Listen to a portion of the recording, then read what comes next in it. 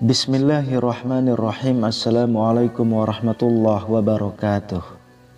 Syukur alhamdulillah kita bisa berjumpa lagi di channel ini. Sholawat dan salam selalu dan tetap tercurahkan kepada junjungan kita Nabi besar Muhammad sallallahu alaihi wasallam. Allahumma sholli ala sayyidina Muhammad wa ala ali sayyidina Muhammad. Harapan dan doa saya semoga saudaraku semuanya selalu diberikan kesehatan, dilapangkan rezekinya, diampuni dosa-dosanya, dan dipanjangkan umurnya. Amin ya rabbal alamin. Sahabat beriman yang dirahmati Allah, di bulan suci yang sangat ditunggu-tunggu ini, setiap umat muslim pastilah sibuk mempersiapkan diri untuk menyambut puasa di awal bulan Ramadan. Tentu saja kita senantiasa bersiap-siap dan menyediakan segala macam keperluan yang akan kita gunakan, dari menjaga tubuh sampai pemilihan porsi ibadah yang tepat.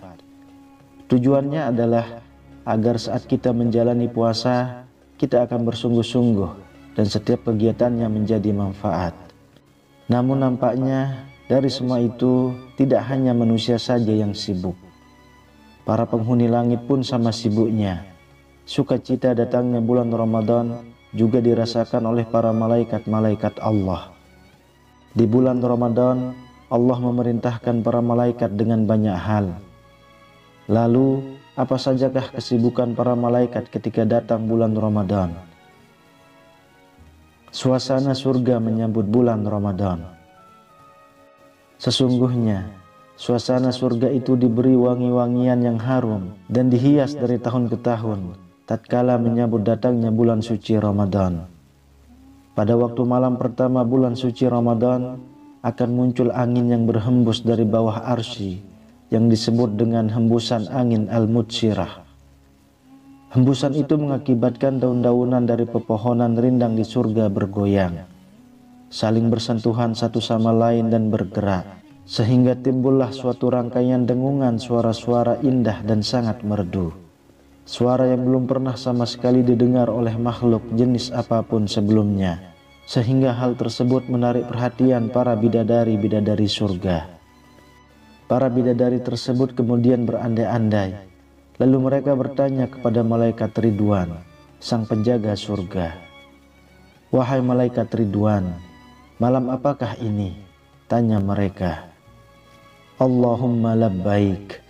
Malam ini adalah malam pertama bulan Ramadan," jawab malaikat Ridwan kepada para bidadari-bidadari itu.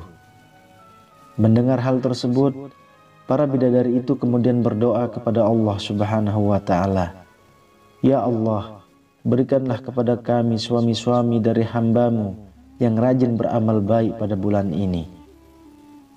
Dan tidak ada seorang pun yang melakukan puasa di bulan suci Ramadan yang diterima puasanya, kecuali Allah akan mengawinkannya dengan para bidadari-bidadari tersebut kelak ketika berada di tanah surga. Kemudian terdengar seruan Allah. Allah Subhanahu wa ta'ala berfirman, "Wahai malaikat Ridwan, malaikat penjaga surga, bukalah pintu-pintu surga untuk umat Muhammad yang berpuasa pada bulan ini. Wahai malaikat Malik, malaikat penjaga neraka, tutuplah pintu-pintu neraka bagi mereka yang berpuasa bulan ini. Wahai malaikat Jibril, turunlah ke bumi, kemudian ikatlah setan-setan yang jahat dengan rantai-rantai dan singkirkan mereka ke dasar lautan yang paling dalam, sehingga mereka tidak boleh mengganggu puasa umat Muhammad, kekasihku." Itulah kenapa pada hari-hari penuh berkah di bulan Ramadan merupakan waktu yang paling tepat untuk beribadah. Karena segala hal sebangsa setan dibelenggu, sebagaimana dijelaskan dalam hadis Rasulullah SAW. Jika datang di bulan Ramadan, maka dibukakan pintu-pintu surga dan ditutup pintu-pintu neraka dan dibelenggu pula semua setan. Hadis riwayat Bukhari.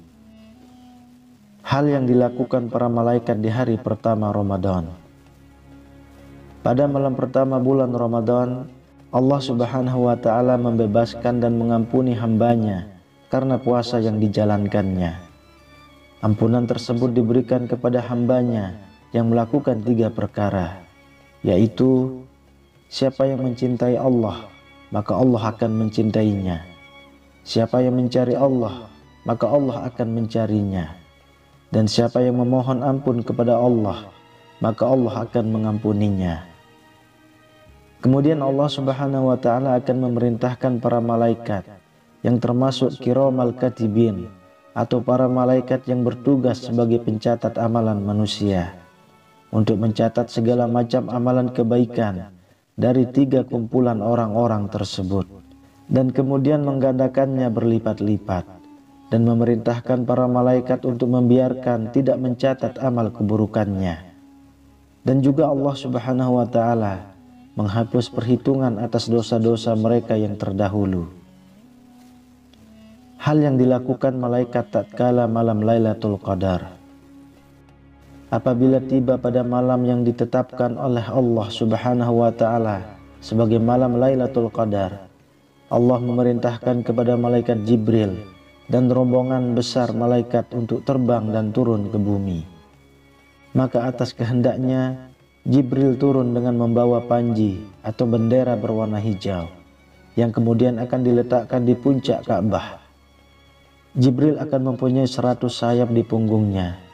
2 di antaranya tidak pernah dipergunakan untuk terbang kecuali pada malam Lailatul Qadar. Bentangan 2 sayap itu meliputi arah timur dan barat.